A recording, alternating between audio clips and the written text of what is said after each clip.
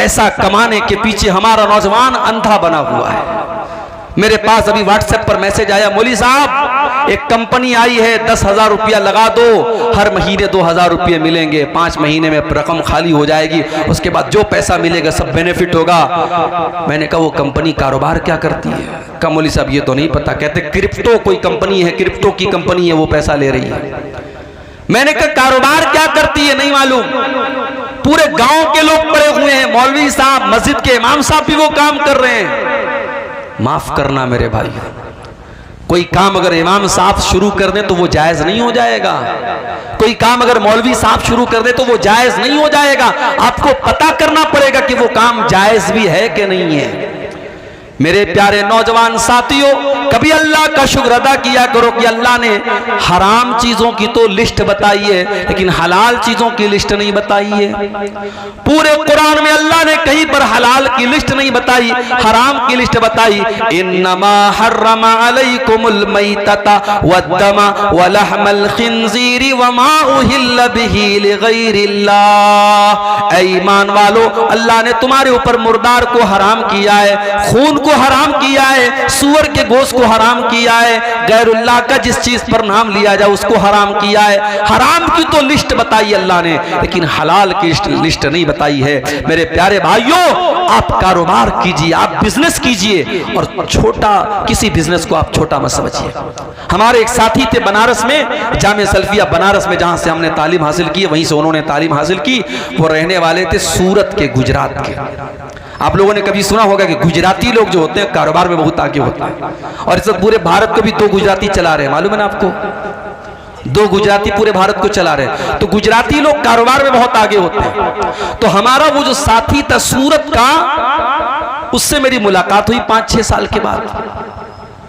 तो मैंने पूछा कि भाई क्या करते हो तुम?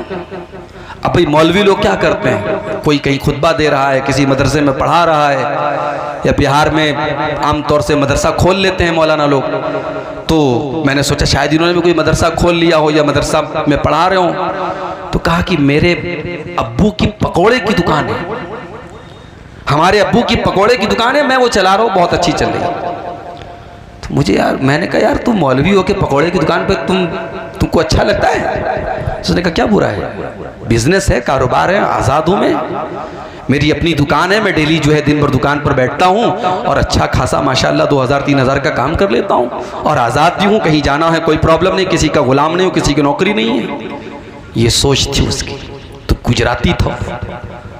तो बताना ये चाहता हूं कि अगर आप कारोबार करना चाहें, तिजारत करना चाहें, हजारों रास्ते हैं आपके पास, लेकिन आप रातों रात अमीर बनना चाहते हैं। हमारे नौजवान को 10,000 वाला मोबाइल नहीं चाहिए, उसको 50,000 वाला आईफोन चाहिए। कमा रहा है 5,000 रुपया महीना, और फोन कौन सा चाहिए? आईफोन चाहिए। और आईफोन खरीदने वाले आमतौर से क्या करते जानते हो? वो स्टेटस सिंबल है, उसको उतनी जरूरत नहीं है आईफोन की, उसको आईफोन चलाना भी नहीं आता है, मगर जब 4 लोगों के सामने आईफोन का वो जो एप्पल बना होगा, वो जो दिखेगा ना, तब लोग कहेंगे कि हाँ यार इसकी हैसियत है। क्या स्टेटस के पीछे मर रहे हो मेरे भाई? ये आईफोन को तुमने स्टेटस बना के रखा है। ये महंगा कपड़ा पहन लिया, महंगा मोबाइल ले लिया, महंगा घर बना लिया, तो तुम्हारा स्टेटस बहुत ऊंचा हो गया। माफ करना मेरे भाई, अल्लाह क्या स्टेटस इन सब चीजों से नहीं बनेगा। इन्ना करमकुम इंदल्लाहि अत्काकुम, अल्लाह ताला के अगर किसी का स्टेटस ऊंचा होगा तो उसका होगा जिसके अंदर अल्लाह का तकवा होगा। मेरे नबी की जिंदगी को देखो मेरे भाइयों, मेरे नबी का मकान भी कोई आलीशान नहीं, मेरे नबी का कपड़ा भी कोई आलीशान नहीं, मेरे नबी के घर में कोई फर्नीचर भी नहीं। आपकी जिंदगी तो ऐसी गुजरी कि अल्लाह के नबी एक चटाई पर लेटा करते थे। एक दिन आप चटाई पर से उठते हैं और आपकी पीठ पर चटाई के निशान पड़े हैं। साहबे किराम ने देखा, अय अल्लाह के नबी, लवित तखज़ना लका वितान या रसूल अल्लाह, अय अल्लाह के नबी आप हमें इजाजत दे दें, हम आपके लिए गद्दे का इंतजाम कर दें, हम आपके लिए आरामदेह बिस्तर का इंतजाम कर दें। आपने क्या जवाब दिया मेरे प्यारे साथियों? जरा अपने नबी का जवाब सुन लेना। फरमाया माली वली दुनिया, हो लोगों मेरा दुनिया से क्या लेना देना है। मान इल्ला कराकिबिन इस्तज़ल्लता तशजरतिन सुम्मा राह फतरकहा। अरे मैं तो एक परदेसी की तरह हूँ, मैं तो मुसाफिर की तरह हूँ जो किसी पेड़ के नीचे थोड़ी देर हाल्ट करता है, थोड़ी देर आराम करता है, फिर अपनी मंजिल की तरफ चला जाता है। मैं दुनिया में रहने के लिए नहीं आया हूँ, मेरी मंजिल तो आखिरत है, मैं आखिरत की तैयारी करने के लिए आया हूँ। आज हम दुनिया के पीछे मरे जा रहे हैं।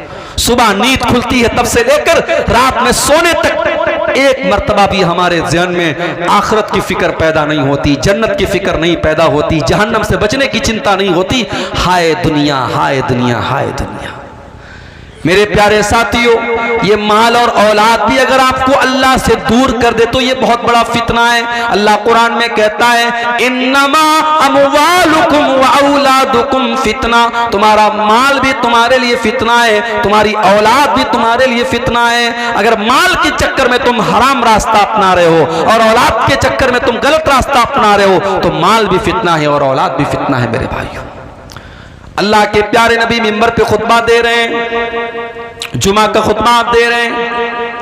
आपके नवासे हजरत हसन और हुसैन जिनकी उम्र 4-5 बरस की है, वो दोनों मस्जिद में आ रहे हैं। 5 साल के बच्चे चलते भी हैं तो गिरते पड़ते हुए चलते हैं। हदीस के अल्फाज हैं हजरत हसन और हुसैन गिरते पड़ते फिसलते हुए मस्जिद में चले आ रहे हैं। अल्लाह के प्यारे नबी की नजर अपने नवासों पर पड़ी और वो दोनों नवासे लाल रंग का कुर्ता पहने हुए। पता ये चला कि लाल रंग का कुर्ता पहनना जायज है, लाल रंग का कपड़ा पहनने में कोई हर्ज की बात नहीं है। हाँ, सैफ्रॉन कलर का कपड़ा नहीं पहनना चाहिए, जाफरानी कलर का कपड़ा। वो मुशरिकों की पहचान है, वो उनका शियार है। अगर कोई रेड कलर का लाल रंग का शर्ट पहनता है, कुर्ता पहनता है, चाहे मर्द हो चाहे औरत हो, कोई हर्ज की बात नहीं। नबी के नवासे लाल रंग का कुर्ता पहन करके आ रहे हैं और अल्लाह के नबी की नजर पड़ गई।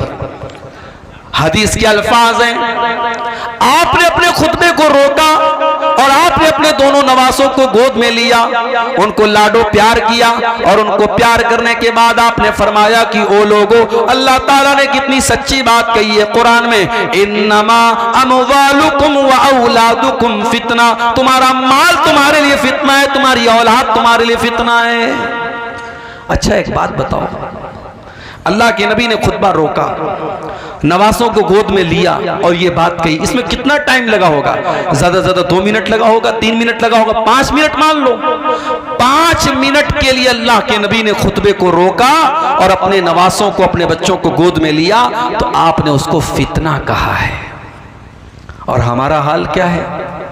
हमारा हाल तो यह कि हम 24 घंटे दुनिया में डूबे हुए हैं, दुनिया के लालच में पड़े हुए हैं और इस कदर लालची हो चुके हैं। अजान की आवाज आती है, 5 टाइम अजान देने वाला अजान दे रहा है, अस्सलातु खैरुम मिन नौम की आवाज दे रहा है और हम अपनी दुकान पे बैठे हुए हैं।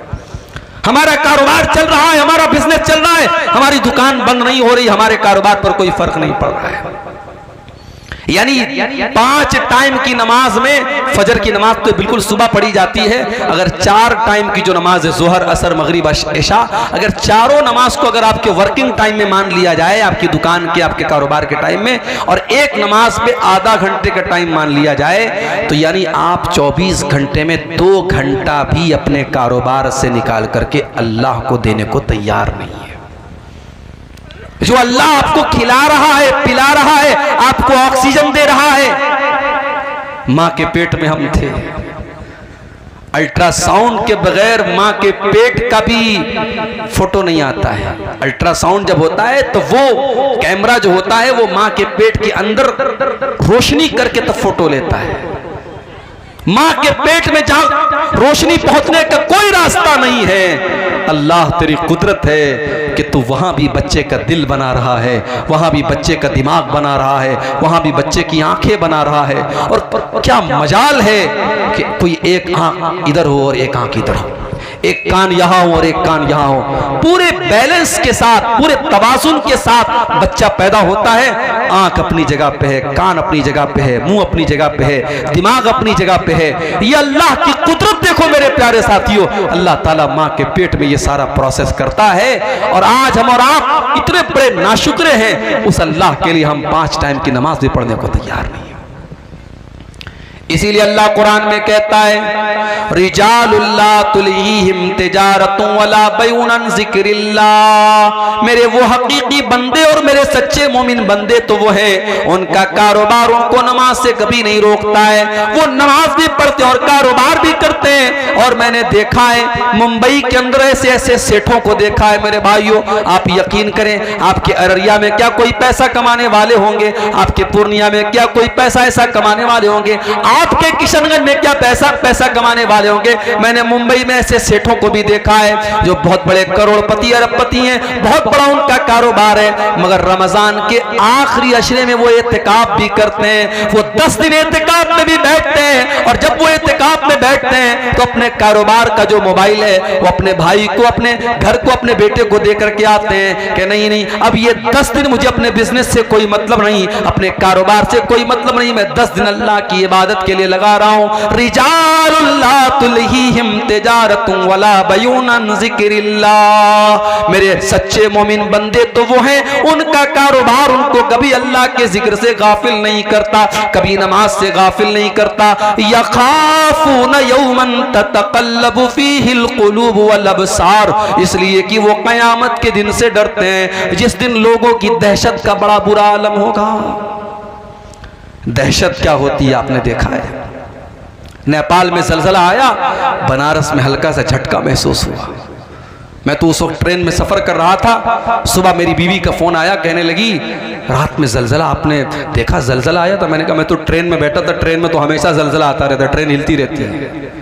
कहा कि नहीं, रात में बहुत सब चीज़ें हिल रही थी, ज़लज़ला आया था। 2 दिन तक बनारस में लोगों के पेट मुंह से खाना उतर नहीं रहा था, लोग दहशत के आलम में थे। ज़लज़ला कहाँ आया था? नेपाल में आया था। उसका झटका दिल्ली और उत्तर भारत में कहीं कहीं महसूस हुआ था। और ये छोटा सा ज़लज़ला था जो नेपाल में आया था। इज़ा ज़ुल्ज़िलतिल अर्ज़ु ज़िल्ज़ालहा, जब वो ज़लज़ला आएगा जो सिर्फ उत्तर भारत में नहीं, सिर्फ दक्षिण भारत में नहीं, मध्य प्रदेश में नहीं, महाराष्ट्र में नहीं, गुजरात में नहीं, इज़ा ज़ुल्ज़िलतिल अर्ज़ु ज़िल्ज़ालहा, जब पूरी धरती को अल्लाह ताला हिला देगा। व अखरजतिल अर्ज़ु अस्क़ालहा, और ज़मीन अपने सारे बोझ निकाल देगी। अच्छा, ये बोझ निकाल देगी, इसका क्या मतलब है? इसका मतलब यह है कि जमीन के अंदर जो हीरे जवाहरात, सोने चांदी और कीमती मेटल्स है, सब बाहर निकल जाएंगे। जमीन अपने सारे खजाने निकाल देगी। और एक मतलब यह भी है कि जमीन के अंदर जितने मुर्दे हैं, कयामत के दिन सब जिंदा हो जाएंगे। वक़ालल इंसानु मा लहा, और इंसान कहेगा इस जमीन को क्या हो गया है। यौमइज़िन तुहद्दिसु अख़बारहा, और क़यामत के दिन जमीन अपनी बातें बयान करेगी, जमीन बोलेगी बिअन्न रब्बका औहा लहा, क्योंकि उस जमीन को अल्लाह ताला हुक्म देगा बोलने का। इससे एक बात ये पता चली कि हम जिस धरती पर और जिस जगह पर कोई काम करते हैं, वो जगह भी गवाही देगी। मिसाल के तौर पर इस गांव में आज ये जलसा हो रहा है। अब जलसे वालों का कहना है कि हमें उम्मीद नहीं थी कि इतनी सारी पब्लिक आ जाएगी, क्योंकि इलाका बहुत पिछड़ा हुआ है, आने जाने का जो रास्ता है बहुत मुश्किल है, बहुत टफ है, फिर भी लोग आए। और इस वक्त जो है रात के तकरीबन 1:15 बज रहे हैं, लोग जमे हुए हैं, माएँ बहनें हमारी बैठी हैं। ये इलाका, ये पिंडाल, ये पूरी धरती बोलेगी कयामत के दिन कि हाँ, यहाँ रात को 1:15 बजे तक, 1:30 बजे तक, 2 बजे तक तेरे दिन की बातें हुई थी, कुरान और हदीस की बातें हुई थी। और इसी इलाके में अगर किसी घर में, किसी कमरे में बैठ करके कोई जुआ खेल रहा है, कोई शराब पी रहा है, कोई ज़िना कर रहा है, कोई हराम काम कर रहा है, वो धरती भी बोलेगी मेरे भाइयों, यौमइज़िन तुहद्दिसु अख़बारहा, जमीन गवाही देगी कि हाँ, वहां पे क्या हुआ था। इसलिए जब गुनाह करना तो ये सोच के करना कि ये कमरा गवाही देगा, ये धरती गवाही देगी। कहां से बचेंगे हम अल्लाह के यहाँ। आगे रमज़ान का महीना आ रहा है मेरे भाई, अल्लामा इब्न जौज़ी का एक जुमला आज मैंने पढ़ा, बड़ा प्यारा जुमला था। अल्लामा इब्न जौज़ी लिखते हैं कि अगर कब्र में मरे हुए लोगों से कहा जाए कि तमन्ना करो, आरजू करो, तो मरा हुआ आदमी जो मर चुका है, कब्र में जा चुका है, अगर उससे कहा जाए कि तुम्हारी कोई अंतिम इच्छा है, कोई आखिरी ख्वाहिश है, तो पता है वो क्या कहेगा? कहेगा कि अल्लाह एक दिन तू रमजान का और दे दे, एक दिन तू रमजान का और दे दे। रमजान इतना कीमती महीना है मेरे भाइयों। पिछले रमजान में कितने लोग हमारे गांव में रहे होंगे, इस साल वो नहीं है, इंतकाल हो गया उनका। कितने बूढ़े लोग, कितने नौजवान लोग, कितनी औरतें पिछले रमजान में थी, इस साल नहीं है। और इस साल अल्लाह ताला हमको ये तौफीक दे रहा है, सन 2024 का और हिजरी कैलेंडर के हिसाब से 1445 हिजरी का रमजान हमें मिलने वाला है, अगर हम जिंदा रहे, अगर हमारी हयात बाकी रही। अल्लाह ने हमें एक चांस दिया है मेरे भाई कि अपने आप को हम सुधार ले, तौबा कर लें। और जब हम तौबा करेंगे, हमने जितने गुनाह किए अल्लाह सब माफ कर देगा। अच्छा, दुनिया में इंसाफ का पैमाना अलग है।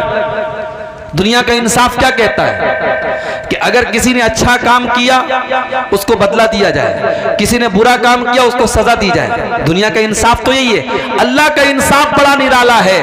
अल्लाह का इंसाफ ये है, अगर आपने कोई नेकी का इरादा किया, आपने ऐशा की नमाज पढ़ी और रात में बिस्तर पे सोने के पहले आपने मोबाइल के ऊपर अलार्म लगाया कि मैं रात को 3 बजे उठ करके तहज्जुद की नमाज पढ़ूंगा, पक्का इरादा आपने किया, लेकिन थके हारे थे, नींद आ गई, सोए रह गए और 3 बजे रात में फजर आप तहज्जुद की नमाज के लिए नहीं उठ पाए। अल्लाह के नबी फरमाते, जब बंदा नेकी का पक्का इरादा करता है और किसी वजह से वो नेकी नहीं कर पाता है, अल्लाह कहता है उक्तुबू लहू हसनतन, मेरे बंदे के नाम अमाल में एक नेकी लिख दो। उसने किया नहीं था, इरादा किया था, पक्का इरादा किया था।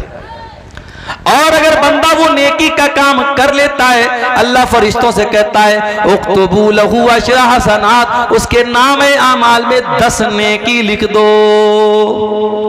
नेकी का इरादा किया तो 1 नेकी का सवाब, और नेकी कर लिया तो 10 नेकी का सवाब। उसके बाद एक और बंदा आता है और वो गुनाह करता है, अल्लाह फरमाता है इसके नाम आमाल में 1 गुनाह लिखो। उसने गुनाह का इरादा किया था, अल्लाह कहता है 1 गुनाह लिखो। उसने गुनाह कर लिया था, अल्लाह कहता है 1 गुनाह लिखो। और एक दूसरा इंसान आता है जो गुनाह का इरादा करता है, अल्लाह फरिश्तों से कहता है होल्ड करो, इंतजार करो, वेट करो, देखते रहो वो गुनाह करता है कि नहीं करता है। अगर बंदे ने गुनाह का इरादा किया और फिर इरादा करने के बाद उसने गुनाह नहीं किया, उसने अपने दामन को गुनाह से बचा लिया, अल्लाह के नबी फरमाते कि अल्लाह ताला फरिश्तों से कहता है उक्तुबू लहू हसनतन, मेरे बंदे के नाम अमाल में 1 नेकी लिख दो। फरिश्ते कहते हैं अल्लाह उसने तो कोई नेकी का काम न किया, उसने तो कोई अच्छा काम न किया। आया अल्लाह उसने तो बुराई का इरादा किया था, उसने तो शराब पीने का इरादा किया था, उसने तो ज़िना करने का इरादा किया था। आया अल्लाह उसने गलत काम करने का इरादा किया था और बाद में उसने गलत काम नहीं किया, और तू कह रहा है कि हम 1 नेकी लिख दे। अल्लाह फरमाता है इन्नमा तरकहा मिन जर्राया, मेरे बंदे ने मेरे डर से गुनाह को छोड़ा है, मेरे खौफ से गुनाह को छोड़ा है, मेरे बंदे के नाम अमाल में 1 नेकी लिख दो। ये है अल्लाह का इंसाफ। इतना करीम है हमारा रब, इतना रहीम है, इतना मेहरबान है, और हम इतने बड़े नालायक हैं, नाशुक्र हैं कि उस अल्लाह से हम तौबा भी नहीं करते। मेरे भाइयों, अल्लाह को क्या पड़ी है कि अल्लाह अपना अजाब हम पर नाजिल करेगा। ये जितने परेशानियां हम पर आ रही हैं, ये हमारे अपने करतूतों का नतीजा है। अल्लाह हम पर अजाब भेजना नहीं चाहता है। अल्लाह तो खुद कुरान में कहता है मा यफ़अलुल्लाहु बिअज़ाबिकुम इन शकरतुम व आमनतुम व कानल्लाहु शाकिरन अलीमा। अल्लाह तुम पर अपना अजाब भेज करके क्या करेगा ऐ मेरे बंदो, अगर तुम अल्लाह का शुक्रिया अदा करने वाले बन जाओ, तुम अल्लाह के ऊपर ईमान लाने वाले बन जाओ, तो अल्लाह ताला तुम पर अपना अजाब नाजिल करके क्या करेगा। इसलिए मेरे भाइयों, फितनों के इस दौर में अगर हमसे कुछ गुनाह के काम हुए हैं, हम अल्लाह से तौबा कर लें और अपने आप को जहन्नम की आग से बचाएं और जहन्नम की आग से बचाने के लिए बहुत सारे नेकी के काम आप कर सकते हैं। अल्लाह के नबी ने फरमाया इत्तकुन्नार वलौ बिशिक्की तमरा, खजूर का टुकड़ा भी अल्लाह के रास्ते में दे करके अपने आप को जहन्नम की आग से बचा सकते हो तो बचा लो। ये मदरसा है, ये मस्जिदें हैं, ये दीन का काम है जहां आपसे चंदे की अपील की जा रही है। अल्लाह का शुक्र अदा करो कि आपसे चंदा मांगा जा रहा है, आपसे बाकायदा मौलवी लोग माइक पर आकर के आपसे अपील कर रहे हैं। वरना कयामत के पहले तो एक ऐसा दौर भी आएगा, अल्लाह के नबी फरमाते हैं कि सदका देने वाला सदका लेकर के निकलेगा, माल लेकर के निकलेगा और कोई उसका सदका कबूल करने वाला नहीं होगा। इतना माल लोगों के पास आ जाएगा, इतना पैसा लोगों के पास आ जाएगा कि सदका करने वाला और दान देने वाला दान देना चाहेगा और सदका करना चाहेगा, मगर उसके सदका को कोई कबूल करने वाला नहीं होगा। ये मौका है मेरे भाई, जहन्नम की आग से अपने आप को बचा लो। रमजान का महीना आ रहा है, उसमें नेकी करके और उसमें रोजा रख करके, तरावी पढ़ करके, तहज्जुद पढ़ करके, कुरान पढ़ करके अपनी मग़फ़िरत का सामान कर लो मेरे भाई। ये फितनों का दौर है, फितनों का जमाना है और इस दौर में अपने बच्चों की भी फिक्र करो। मैं कभी कभी कहता हूं अपनी तकरीरों में कि जब पैसा दिया करो अल्लाह की राह में तो बच्चों से दिलवाया करो। अपने घर से जाओ तो औरतों को कुछ पैसा दे करके जाओ कि देखो मैं जा रहा हूं बाहर, ये पैसा तुमको दे के जा रहा हूं, ये ज़कात का पैसा है, ये सदका खैरात का पैसा है, गरीबों को दे दिया करना, कोई मांगने वाला आए तो दे देना। अपने घर की औरतों को ये सिखाओ मेरे भाई, इसलिए कि जब हम अच्छी चीज़ों में, जब हम बुरी चीज़ों में अपने परिवार को शामिल करते हैं। अभी मैं कार से आ रहा था, रास्ते में एक रेस्टोरेंट पड़ा था दरभंगा में, राधे राधे। हमारे ड्राइवर साहब भी साथ में थे। हम लोगों को भूख बहुत तेज़ लगी थी, दोपहर में मैंने खाना भी नहीं खाया था। ड्राइवर साहब ने कहा चलिए यहाँ पे खाना खाते हैं, बड़ा अच्छा रेस्टोरेंट। मैं गया रेस्टोरेंट में, बहुत अच्छा, कभी आपका गुजर हो दरभंगा से देखिएगा, बिल्कुल हाईवे के ऊपर है, बहुत मशहूर है वहाँ का रेस्टोरेंट। वहाँ गए तो माशाल्लाह बड़ा साफ सुथरा रेस्टोरेंट और खाना भी एक से एक और उसके बाद मिठाइयाँ भी एक से एक। तो जानते हो पहला ख्याल मेरे दिल में क्या आया?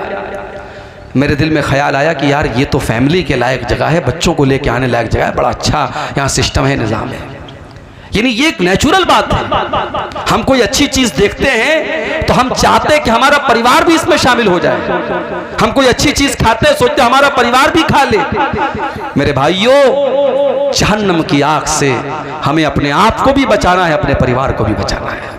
कू अनफुसकुम व अहलीकुम नारा, अल्लाह कुरान में कहता है अपने आप को और अपने परिवार को जहन्नम की आग से बचाने की फिक्र करो, बचाने का इंतजाम करो। अब जरा दिल पे हाथ रख के बताओ कि आपने अपने आप को और अपने परिवार को जहन्नम की आग से बचाने के लिए क्या काम किया है। आप एक महीना छोड़ दो, एक साल छोड़ दो, आप एक हफ्ता और एक दिन का हिसाब हमको बता दो कि आपने पिछले एक दिन में कितने ऐसे काम किए हैं जो आपको जहन्नम की आग से बचाने वाले हैं। इसीलिए मेरे भाइयों, अल्लाह के नबी फरमाते हैं ला तहकिरन्न मिनल मारूफ शैया, किसी नेकी को हकीर मत समझो। छोटी छोटी नेकी के काम, छोटे छोटे जिक्र के कलमात हैं। आपने जुबान से पढ़ा सुभान अल्लाहि व बिहम्दिही सुभान अल्लाहिल अज़ीम, आपको पढ़ने में 5 सेकंड लगा। सुभान अल्लाहि व बिहम्दिही सुभान अल्लाहिल अज़ीम आपको पढ़ने में 2 सेकंड लगा, 3 सेकंड लगा। मगर इस कलमे का सवाब क्या है? बुखारी शरीफ की आखिरी हदीस है, अल्लाह के नबी फरमाते हैं कलिमतानी खफीफतानी अलल लिसानी सकीलतानी फिल मीज़ानी सुब्हानल्लाहि व बिहम्दिही सुब्हानल्लाहिल अज़ीम। अल्लाह के रसूल सल्लल्लाहु अलैहि वसल्लम फरमाते हैं कि 2 कलमे ऐसे हैं जो अल्लाह को बहुत प्यारे हैं और जुबान पर बड़े हल्के हैं और क़यामत के दिन अल्लाह के तराजू पर बड़े भारी होंगे। और ये 2 कलमे कौन हैं? यही सुभान अल्लाह व बिहम्दिही सुभान अल्लाहिल अज़ीम। इसी तरीके से आप सुभान अल्लाह, अल्हम्दुलिल्लाह, ला इलाहा इल्लल्लाह, अल्लाहु अकबर, ये कलमात जो हैं इनका सवाब बहुत ज्यादा, इसको आप पढ़ें। अल्लाह ने आपको दौलत दी है, सदका खैरात करें, गरीबों की मदद करें। और जब मदद करें तो इस चक्कर में ना रहे कि माइक पर मेरा नाम बोला जाए। हमारे ये भी बड़ा मसला है, माइक पर जब तक नाम ना बोला जाए तब तक हमें लगता है मौलवी साहब जब तक नाम ले लेके हमारे दुआ ना करें हमारा दान कबूल नहीं हुआ। जरूरी नहीं है, कुछ नेकी ऐसी भी करो आपको पता हो, अल्लाह को पता हो।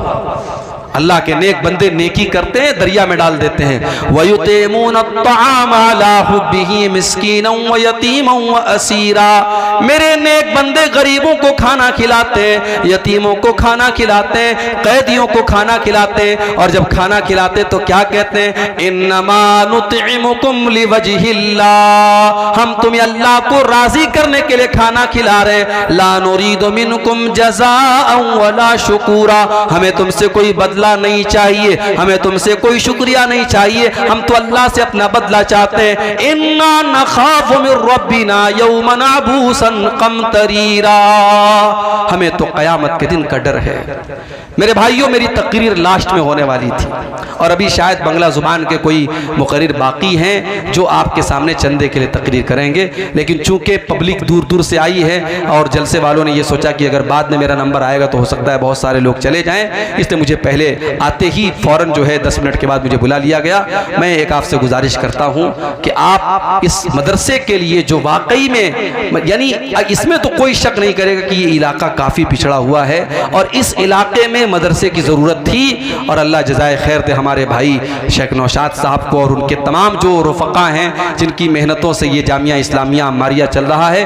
आप दुआ भी करें और जाते वक्त आपसे जो भी बन सके आप ताउन करके जाएं, इस इदारे को दान दे करके जाएं। अगर वाकई में आपको दीन से मोहब्बत है, अल्लाह से मोहब्बत है, रसूल से मोहब्बत है और आप चाहते हैं कि इस इलाके के बच्चे भी कुरान और हदीस को सीखें और यहाँ की नौजवान नस्ल भी ऐसी तैयार हो जिसके दिल में अल्लाह और उसके रसूल की मोहब्बत हो, तो ये काम करके आप जाएं।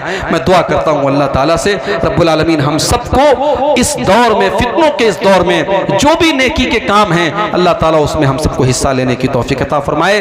रब्बुल आलमीन हमारे जिन भाइयों ने इस मदरसे में अब तक चंदे और दान दिए हैं, अल्लाह उनके दान को, उनके चंदे को कबूल फरमाए, और जो अभी तक पीछे रह गए हैं और अभी तक उन्होंने इस कार्य खैर में, इस नेकी के काम में हिस्सा नहीं लिया है, अल्लाह उनको तौफीक दे कि वो आगे बढ़ें और आकर के मदरसे में ताउन करके जाएं। आमीन। अल्लाह ताला से हम ये भी दुआ करते हैं अल्लाह इस इलाके की पिछड़ेपन को दूर करे, इस इलाके को भी और इलाकों की तरह तरक्की अता फरमाए, यहाँ के लोगों की ज़िंदगियों में बरकतें अल्लाह ताला पैदा करे, यहाँ का रास्ता आसान हो जाए, यहाँ की ज़िंदगी आसान हो जाए। अल्लाह ताला यहाँ के लोगों को अपने हिफ्ज़ व अमान में रखे, रब्बुल आलमीन हम सबको अपने हिफ्ज़ व अमान में रखे। आमीन। व आखिरु दावाना अनिल हम्दुलिल्लाहि रब्बिल आलमीन। जज़ाकल्लाहु खैरा।